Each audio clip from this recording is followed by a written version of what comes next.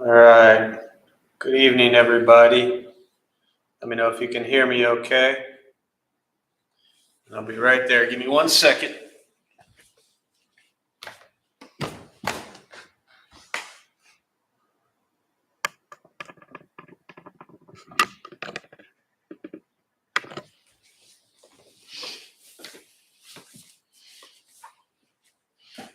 All right.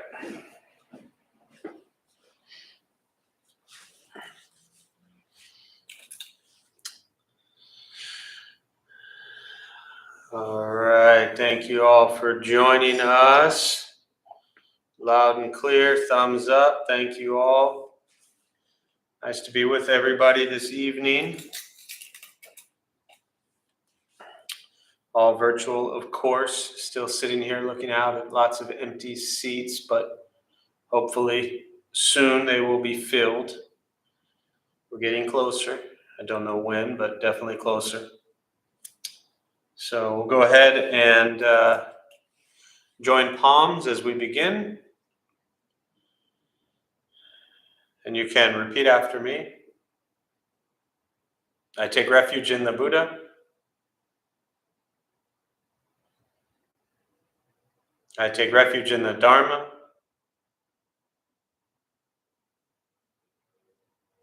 I take refuge in the Sangha.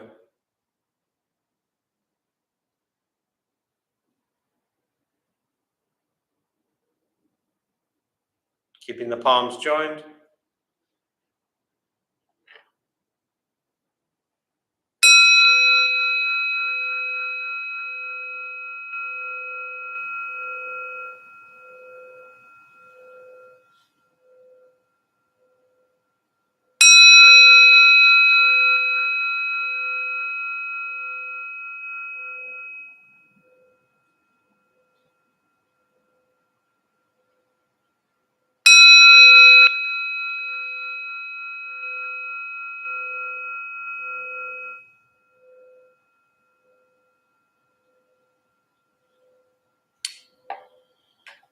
And putting the palms down.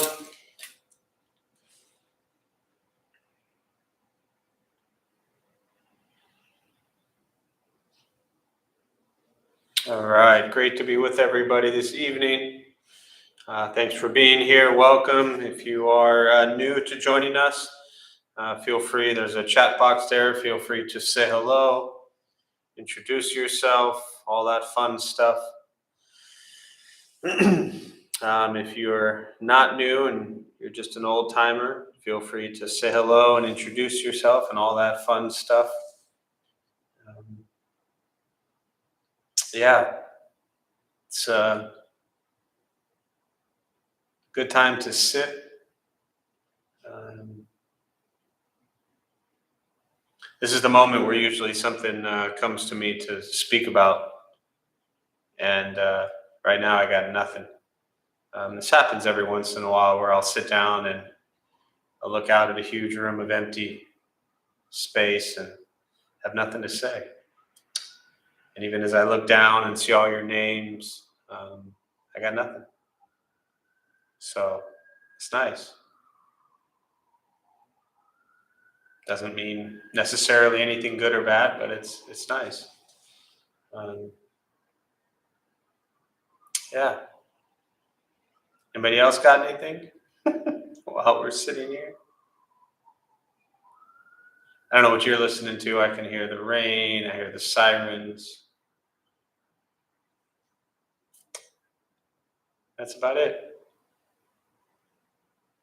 Sirens and rain. Thank you, Vicky.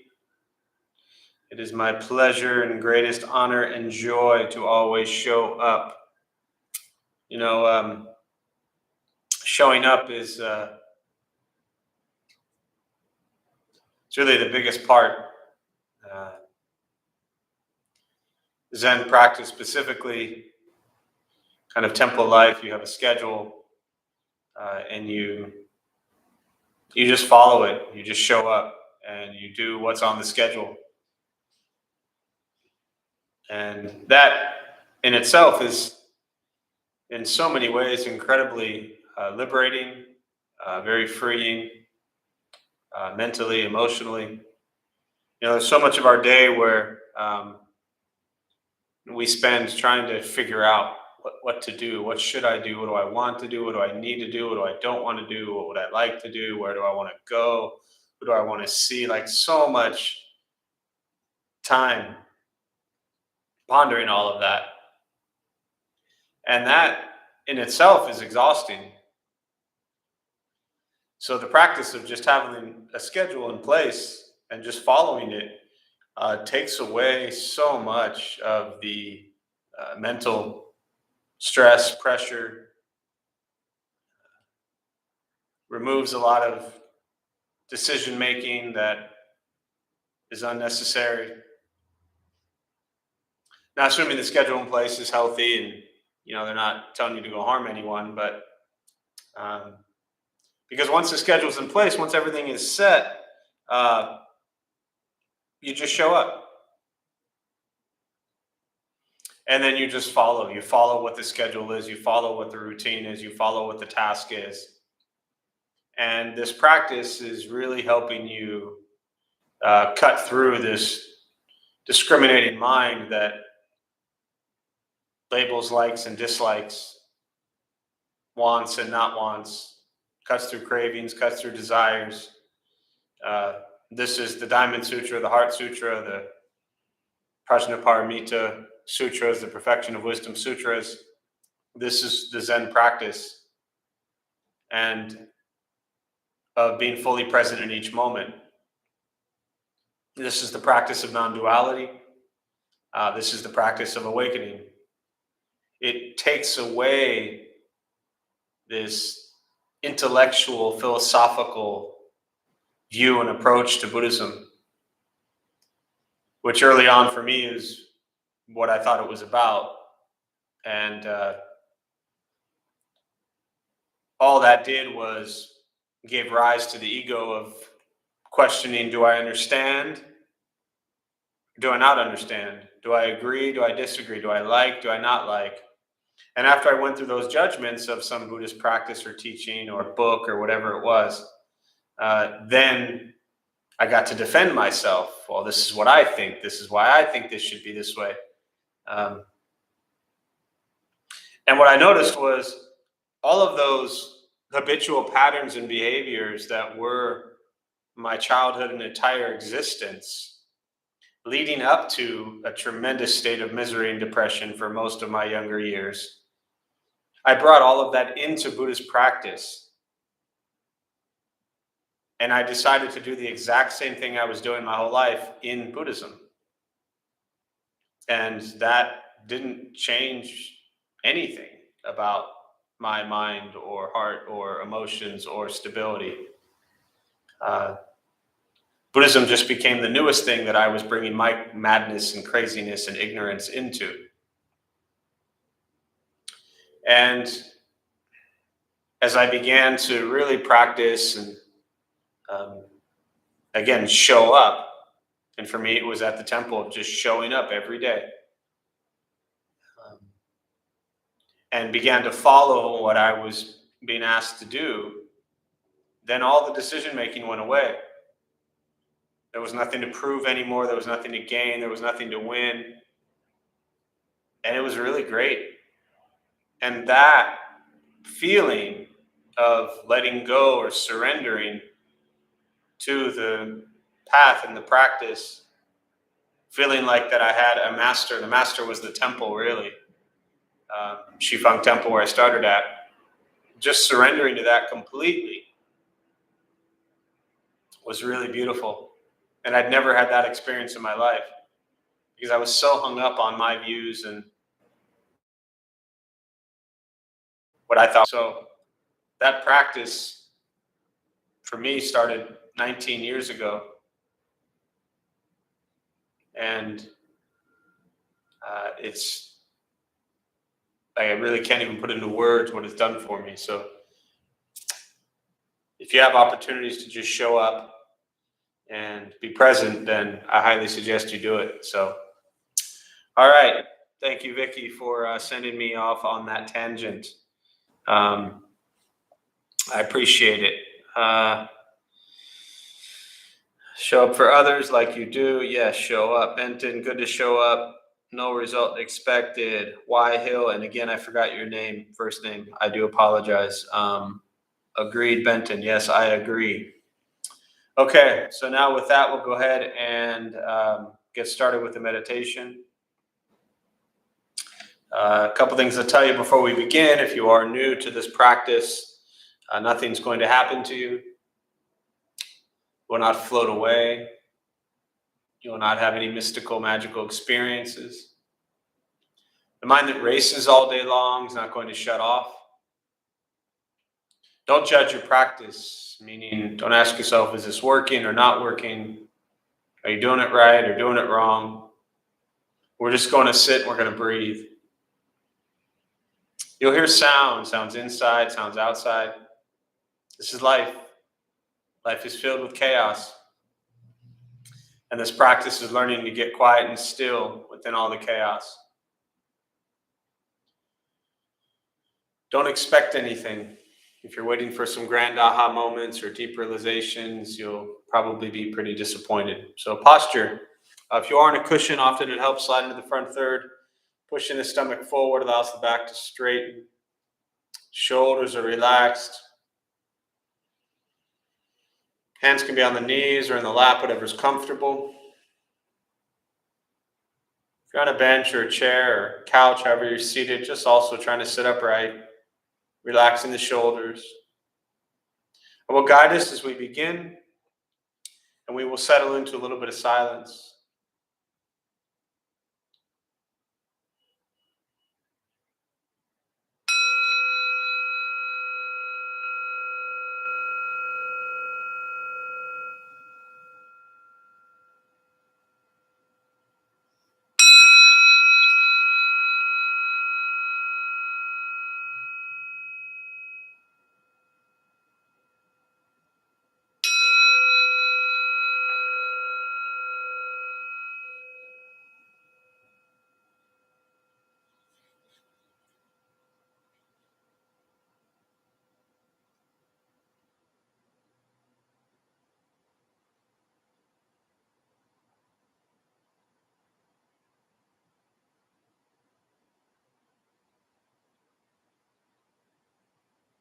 And starting with the eyes closed if comfortable, or slightly open.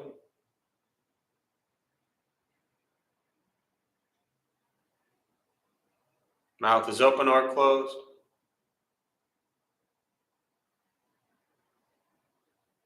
We'll start with taking 3 deep breaths, slowly.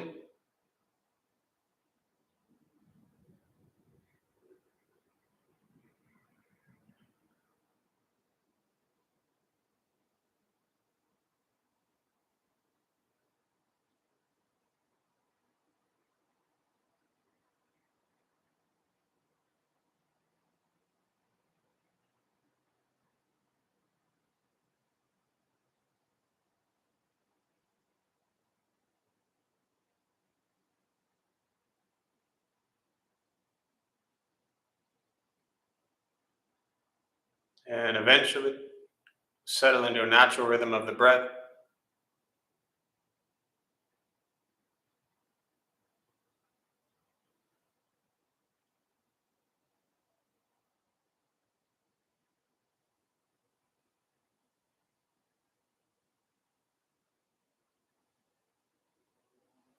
Noticing the mind as it wanders,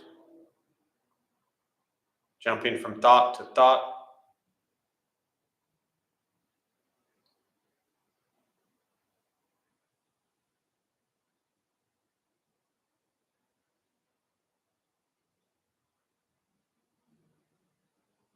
Start with gently guiding the attention, focus, to the stomach or chest.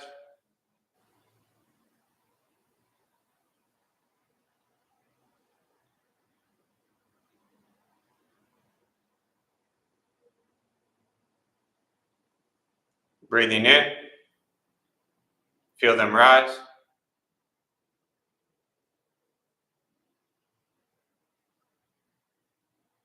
Breathing out,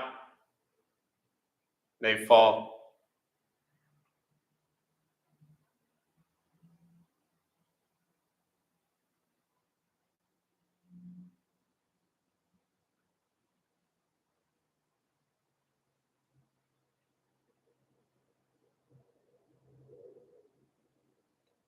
Simply continue this practice,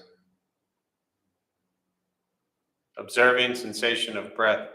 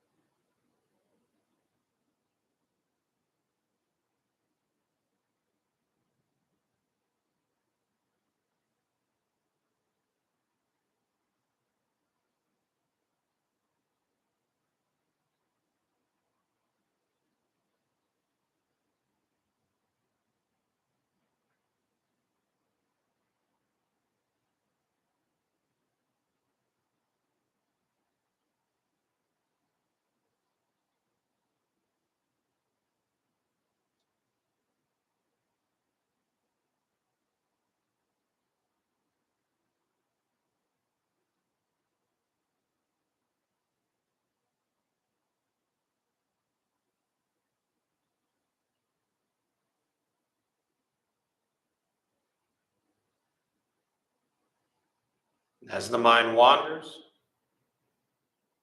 lost in thought,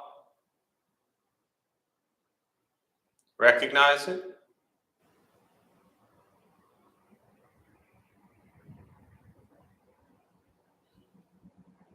release that thought,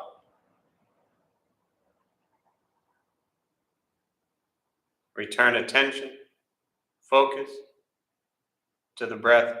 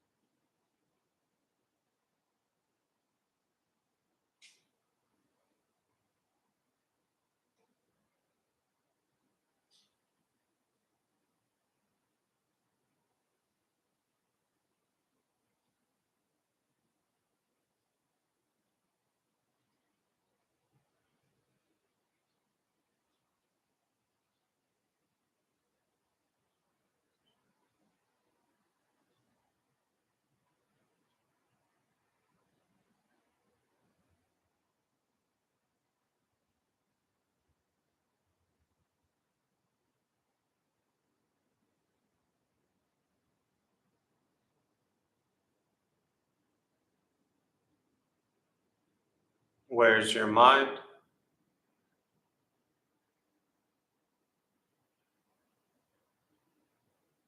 Lost in thought,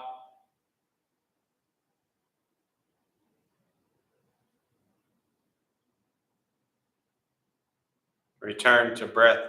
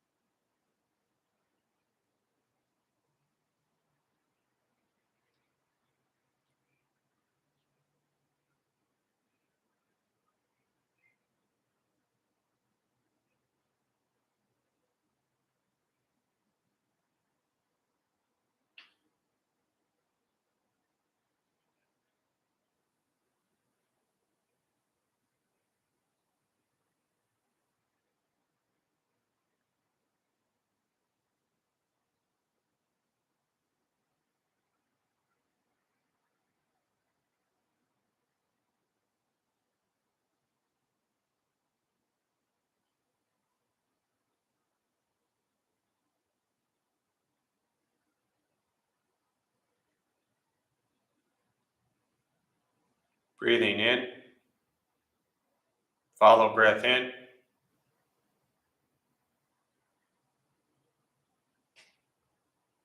Breathing out. Follow breath out.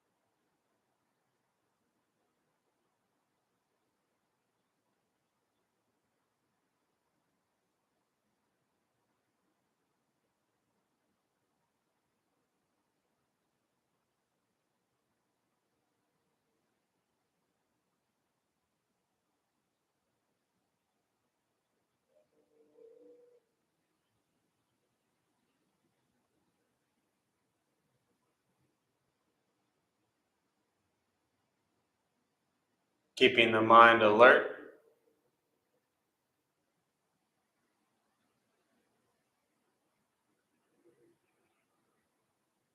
Aware of each sound.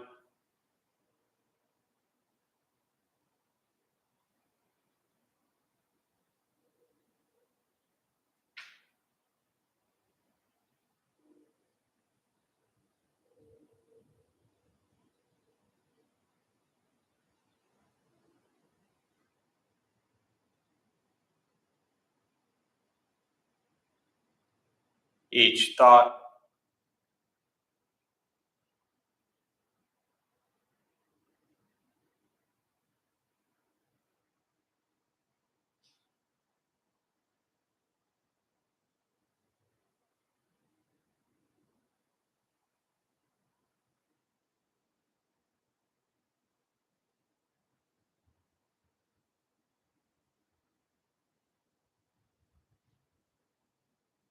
Each physical sensation.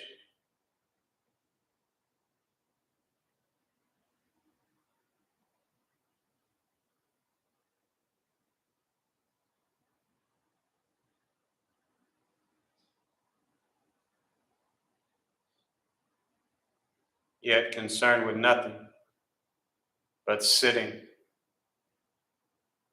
breathing.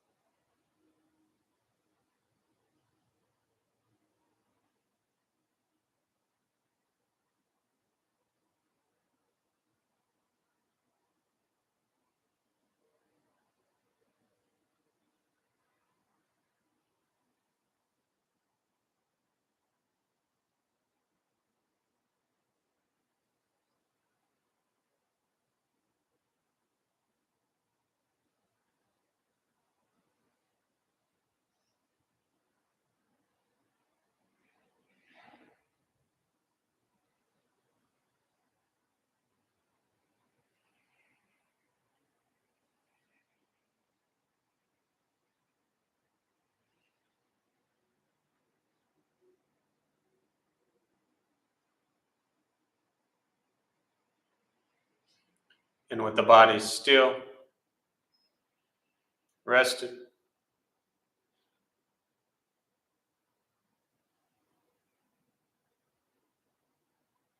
and the speech, quiet, aware of all sounds.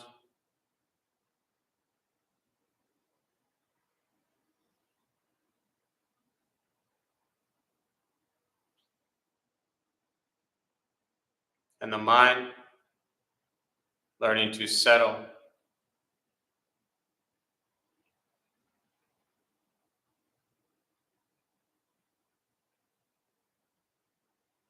Know what it's like to just sit and breathe.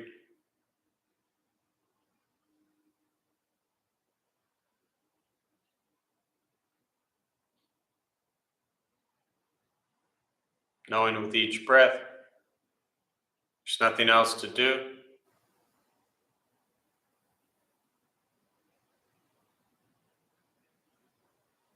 Nowhere else to go.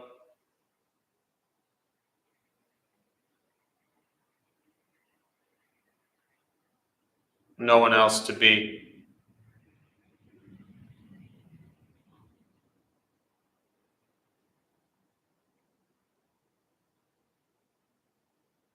Everything beautiful, exactly as it is.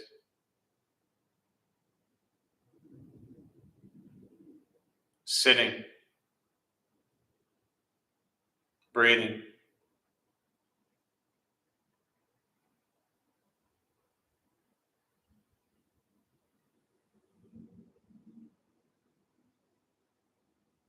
Once again, taking 3 deep breaths, slowly.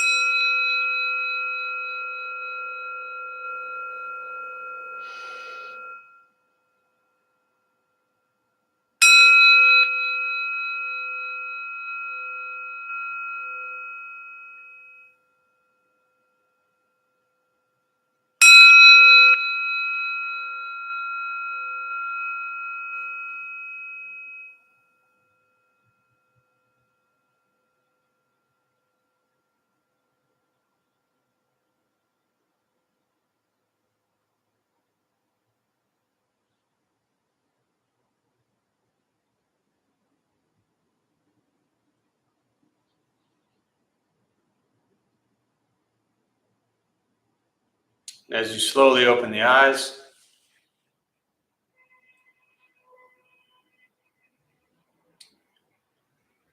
slowly begin to move.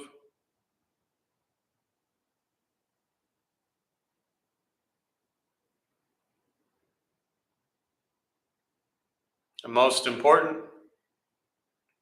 with the practice of meditation, is to recognize how you feel now, immediately after.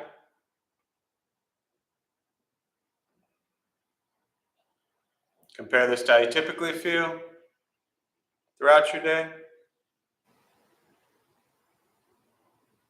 Recognize the difference, if there is one.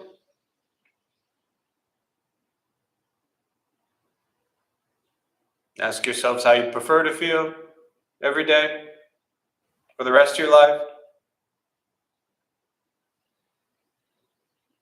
And realize however you feel now, if it's quiet, calm, and still, or a busy mind, racing mind, whatever you're sitting with at this moment, has nothing to do with anything I said. It's nothing to do with how we sit and hold the hands or cross the legs. It's nothing to do with the sounds around us or anything else for that matter. It has everything to do with your own mind and your own mind's reaction to an external condition. This is what the Buddha called pratitya samuppada, dependent origination. This is the basis of the Buddha's awakening. The word Buddha simply means awakened. He was a human being, no different than any one of us, who began to understand why he suffered, why he got angry, sad, depressed, stressed, anxious. He began to understand the causal relationship of all phenomena. What that means, very simply, for all of us, regardless of where you come from or what you believe in or where you think you're going, your whole life is filled with things that happen. You react. More stuff happens, more reactions. That's what we get. This practice is learning what it's like to respond to something quietly, peacefully, still. Because for most of us, the way we responded to the last 20 minutes is quite different than how you respond to everything else that's happening throughout your day. And all you're working on is closing the gap to where the way you feel now is closer to how you feel always. Just as driven, motivated, productive, successful, whatever that means in your respective lives. But with a mind that's steady, clear, focused, distracted by nothing, disturbed by no one. It's not an easy practice. It's not necessarily fun. Meditation is free. Buddhist practice is free. Sitting, breathing, learning to be kind to yourself and everybody else. That's it. Once we stop trying to change, fix, control, manipulate everything and everyone around us, and we work on changing our mind and our reaction to the world around us, life gets simpler. That's it.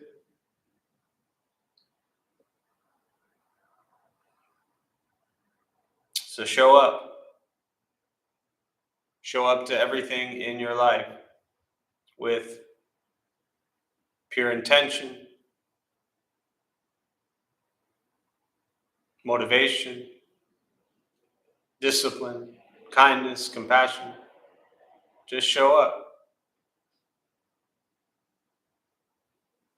Bring what you can to each situation to make life better for yourself and those around you. So with that, I'll pause.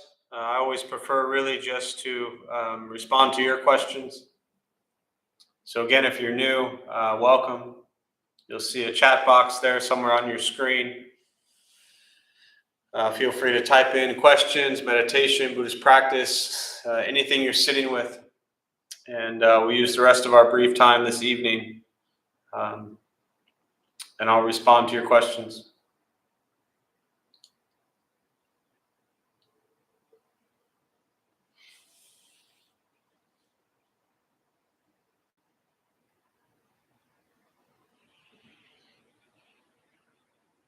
And thank you, Yvette. Sorry for forgetting your name. I know you shared it in the past.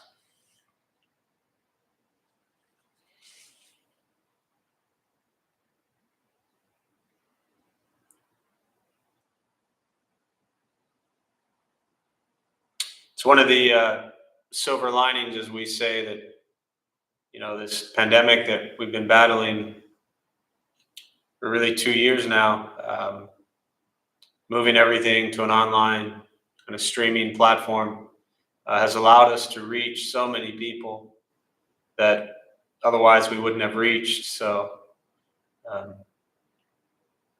you know, you're joining from Mexico. We've had people from Ireland and really all over the globe, which has been nice. Just like I said, to be able to sit with people that wouldn't have otherwise found us. So.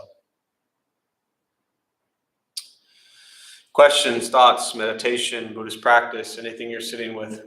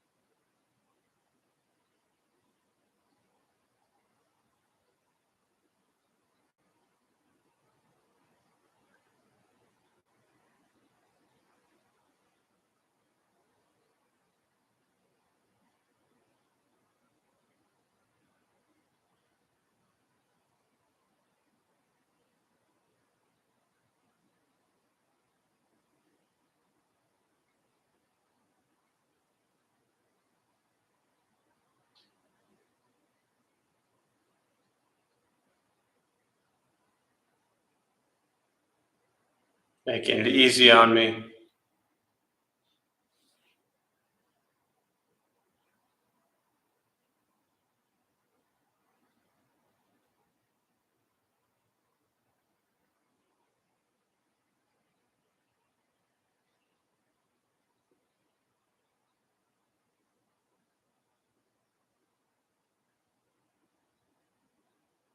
What do you got? Thoughts, questions?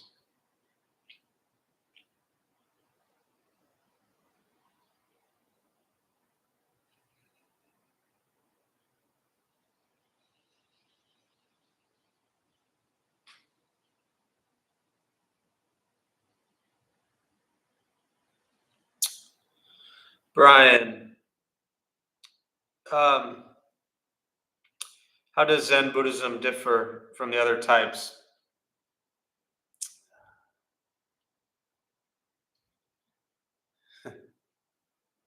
Um,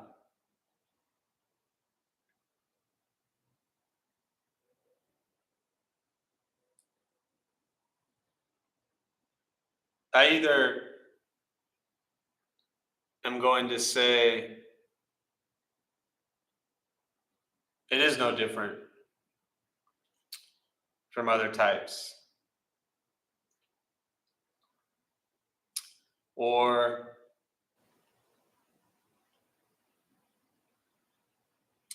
it is the other types, or it's completely different from the other types.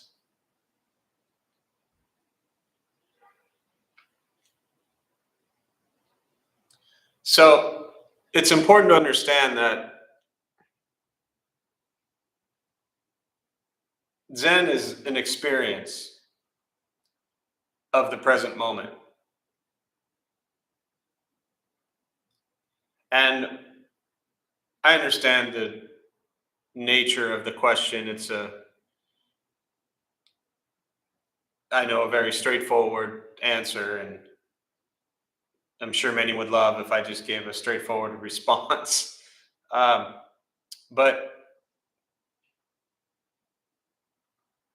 I think it's first important to understand what Zen is and what it's not. What it is an experience of the present moment.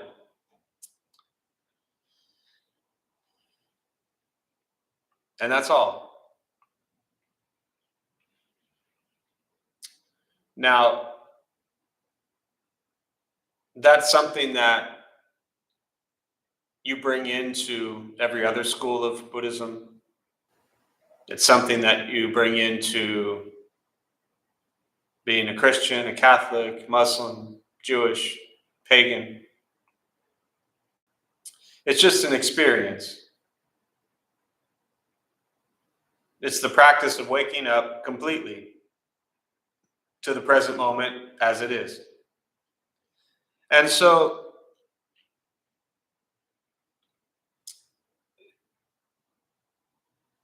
once we start to try to define and describe what things are, we're missing the heart and the essence of what Zen practice is. So, for example, and I'm as most of you know, a huge pizza fan. So if I take a bite of pizza and I try to tell you what it tastes like, that's not what it tastes like. That's just my description, my definition, my view, my judgment. And I'm taking that taste and I'm trying to put it into words to explain it to you, to give you some sense of an idea or feeling or thought or sensation of what that actually tastes like, which is impossible. The only way for you to know what it tastes like is to actually take a bite yourself. And that's very much what Zen is. It's taking a bite, metaphorically speaking, or literally, of this present moment. And that just repeats over and over and over again, because the present moment is always what is happening. Always. It's not like, well, I'm going to focus on the present moment from yesterday, or I'm going to focus on the present moment from this morning, or I'm going to focus on the present moment, at 3 o'clock tomorrow. There is always nothing but that present moment. And so everything within the Zen practice, the Zen teachings, the really basis for this school of Buddhism is waking up to each moment as it arises. And watching the mind as it judges and critiques and labels everything. And I see your follow-up question. It seems to be more disciplined compared to other meditations I've attended. Again, so here I am speaking about something which isn't the truth. It's just coming back to, I think, your more literal, practical question, which has helped me understand what Zen Buddhism is compared to other schools. Yes, in my opinion, it is the most disciplined thing I've ever had to do. And for me, without getting too personal about it, discipline is something I've always had in my life, mainly through sports and just how I was wired and born coming in. For me, discipline is, very selective, of course, especially in your younger years.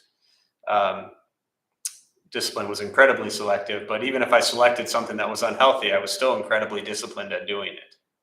So the Zen practice for me very much hit home in a sense that, oh yes, here's an opportunity to practice discipline, but a discipline of the mind. And that's very intense, very difficult. It's important to understand that the mind is the cause of all suffering. The text, the Dhammapada, the first line is, the mind is the forerunner of all evil. I personally don't love the word evil within a kind of an English translation, but the mind is the cause of all of our dukkha, all of our suffering. So everything the Buddha taught for 45 years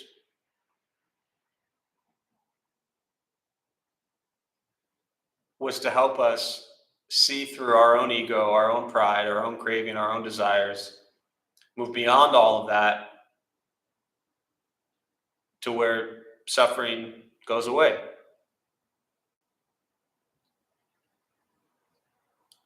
All of that can be done with training the mind to do nothing but abide in the present moment. Now, I have no idea what that's like every moment. I mean, it sounds great when I read it. It sounds great when I talk about it. Or maybe not to you, but to me. But can I actually do it? No. But is it an incredibly disciplined practice? Absolutely. Is it something to work on every day? Absolutely. So, yes, definitely. Let me backtrack a little bit when I kind of look at the way you phrase the question. It seems to be more disciplined compared to other meditations I've attended. I wouldn't necessarily, I don't want to say that the meditation part is more disciplined than other meditation practices. I wouldn't say that that's a fair statement, at least, for me I don't feel comfortable saying that Zen meditation, the word Zen just means meditation, but I don't feel that fair to say that practice of meditation is more disciplined than others. Potentially, what it is for you is maybe more difficult or more challenging. Overall, the Zen practice is it is about discipline, yes. I just don't like to make that comparison of it being more or less than another one. If it seems more disciplined for you, then potentially that means it's challenging for you and difficult for you. And maybe that's why you need it. So that's something to ponder. I think it's also important to understand that when you look at, and I'll give you a very brief recap, and I'm not a historian, I'm not a scholar, But if you look at when Buddhism began 500 years before Christ, so 2,500 years ago, roughly, he was born in India. And Buddhism really for the first, 100 years or so, somewhere around there, stays in India. He dies. It spreads south into Thailand, Laos, Vietnam, Cambodia, Southeast Asia, and you have the development of what's called Theravada Buddhism. Theravada means of the elders. And so the Pali Canon, the early texts of Buddhist teachings, that is Theravada Buddhism. Early on was referred to as Hinayana. So you might see that word Hinayana or Theravada. Again, based on the Pali Canon. Now, some people say, well, that's real Buddhism because that's what the Buddha said. Now, it's also important to understand that they weren't roaming around with, iPhones recording this stuff. The sutras are all, for the most part, begin with, thus have I heard at such and such place at such and such time, the Buddha once said. So what you have is a retelling of what they believe the Buddha said based on memory. It was an oral tradition, oral transmission of the teachings. So they memorized it all. They wrote it down on palm leaves. We had Dr. Jan Ronis here, I don't know, maybe 2 months ago, gave a great talk about really the history of that and the early writings of the manuscripts, but they were transcribed on the palm leaves. So that's that school of Buddhism. And then 500-600 years later, it goes north into China, Japan, Korea, and you have the development of what's called Mahayana Buddhism. I mentioned it earlier, the Prajnaparamita Sutras, the Diamond Sutra, the Heart Sutra. This is really where the Zen teachings come into play. Now, 1,000 years after he died, it then goes into Tibet, and you have Vajrayana. So you have Hinayana or Theravada, Mahayana, and Vajrayana as the three major schools of Buddhism. They're all very different based on culture. So even when you look at the teachings of Theravada Buddhism or Mahayana Buddhism or Vajrayana Buddhism, and everybody's interpretation and translation and effort to explain them all, the heart of the teachings are the same. But the cultures had a huge influence on the way that the practice is carried out. And so for me, my background being in Taiwanese Buddhism, it is an incredibly disciplined, structured way of life within the Zen practice. And the Zen teaching really goes back to a discourse the Buddha gave where it said that he held up a flower. It's called the Flower Sermon. And he held up the flower, and it said at that moment between the disciple Mahakasyapa that there was what's called a mind-to-mind transmission of the teachings, that the Buddha and Mahakasyapa, simply from the image of a flower, all of the truth, the Dharma, was transmitted to Mahakasyapa. That lineage then carries on. There's a few other famous ones after that. The next famous one is, or a few other disciples in the lineage, and then it gets to the sixth. His name was Hui Neng. There's a Platform Sutra, the sixth patriarch of Hui Neng, very famous as well. Illiterate, couldn't read, couldn't write, but was the next really famous great, what we call Zen master. Then you have the 28th, which was Bodhidharma. And Bodhidharma left India and brought the teachings into China. So he becomes known as the founder of what we call Zen, which in Chinese is Chan, Japanese is Zen. In English, the word just means meditation. And then you have Dogen, who brings it from China. He was from Japan. He goes into China and brings the teachings to Japan. Beautiful thing about Dogen is when he was asked, after his few years in China, what he learned about Zen practice, they thought, well, you've learned from the great masters, these teachings all the way back to the time of the Buddha, and Bodhidharma, what did you learn? And his response was nose vertical, eyes horizontal. So here's one of the greatest Zen masters of all time, from the 13th century, and that was his response and what he learned. So the Zen practice is incredibly simple, incredibly difficult, and quite enjoyable. I don't look at the discipline as often we think of discipline maybe as bad. I think the way the word discipline is used in our culture is, you think of a child being disciplined as if they're being punished. Discipline is liberation. That's what the Buddha taught. To me, the practice of diligence and the practice of patience, that is discipline. So discipline is a training. It's not a punishment. It's a training. And every school of Buddhism from day one, from the time of the Buddha with the monks and the nuns and the early disciples to today, there's a training involved. And that training is to train the mind. So I think if we can shift our view of the word discipline from a punishment and something bad or wrong to a way of liberation and freedom from suffering, then you might have a greater chance of putting some discipline into your life.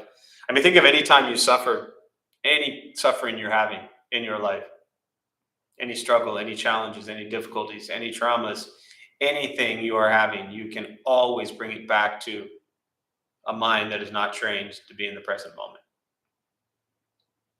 and appreciating things as they are, not as how you want them to be. If we can appreciate things as they are and experience things as they arise, we're not lost in past anger and resentments and sadness or depression. We're not jumping to future stresses, anxieties, fears, worries. We're just fully present in each moment as it arises. That's discipline. So it's a lot of words for a question about Zen practice, but hopefully that's helpful.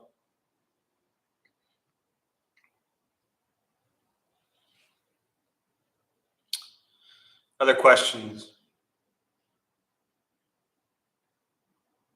I think the last thing I'll say on that, and I referenced it earlier too, is that, different types of Buddhism, people draw themselves to different types, different schools, different practices, and that makes sense because of our personalities.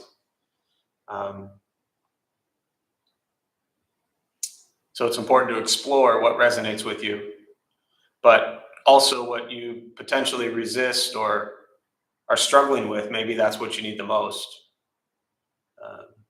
I know for me, as someone throughout my life and then early on in Buddhism, really wanted, and this is what I mentioned earlier, trying to figure everything out and, answer all of life's greatest questions and the meaning of life and the purpose of us being here, all this nonsense. And once I stopped doing all of that, life became so much more enjoyable and humorous and quite pleasant. So back to you, Vicky. I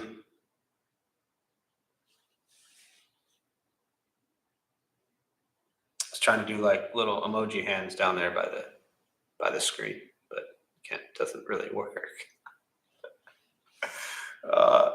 Yeah, and for me, I mean, I talk about Zen I think if I look at my last 10-minute ramble, probably I talk about it in a very serious way. But, every great Zen master I've ever read or learned anything from, laughter is so important. Humor is so important. Smiling, enjoying is so important.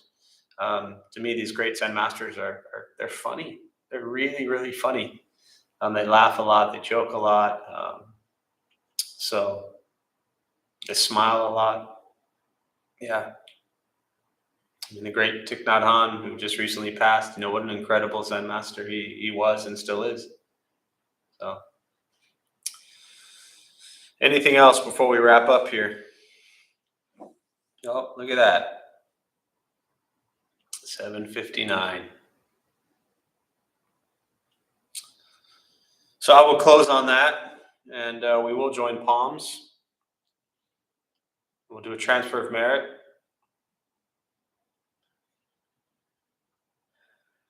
May the benefit of this practice be shared with all beings in all directions.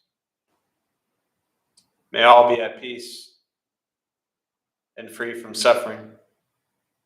May the merit gained from this practice be transferred to the 5.5 million lives that have been lost during this pandemic, and to their family and friends who continue to suffer to this day.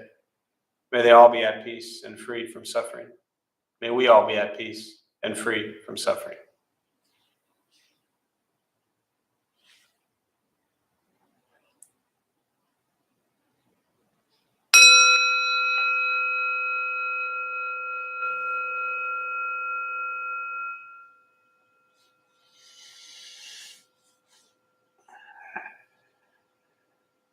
All right, a few quick announcements before you jump off. Thanks all for being here. Again, my name is Jeff. I'm a Dharma bum. We opened up this temple 15 years ago to introduce Buddhist practice to those who show up. So again, thanks for showing up, whether virtually or in person. We have classes every night, different folks leading from different Buddhist traditions. To add on to your question, and that's, even though that may be my personal practice, we started the Dharma Bum Temple to introduce the different schools of Buddhism. So whether it's a Theravada or Mahayana or Vajrayana, Tibetan, whatever, the Vajrayana, which is Tibetan, the different schools, that's our focus, not one specific lineage. So each night we have different practices and different traditions. And Monday through Friday, you can join online.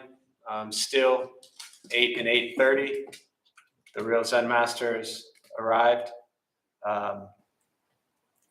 Still no word on when we're going to open yet. We shut down for 16 months. We opened for about 6, and then closed again on January 2nd as the virus rapidly spread through San Diego. So we shut down again. But we're hoping in the next couple weeks, we'll announce something, hopefully to open very soon.